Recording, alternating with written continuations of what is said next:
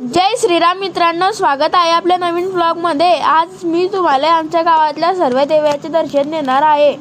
मग आले गावात, येताच बरोबर आपली सगळी गँग जमली, निघाले बोबंग दर्शन घ्याले। पहिल्यांदा आम्ही सीतामाताच्या मंदिरावर आले आणि पाया पडल्या।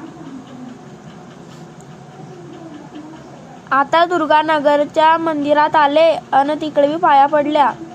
मग आता शिवमित्र मंडळच्या रेणुका माताचं दर्शन घेतलं आणि छत्रपती शिवाजी महाराज चौकातल्या जोगेश्वरी माताचं भी दर्शन घेतलं। तिकडे त्यानं आम्हाला प्रसाद दिला। आले मग भगवती नगर मध्ये, हे त्याची देवी आहे। आता हे कोळीवाड्याची देवी आहे।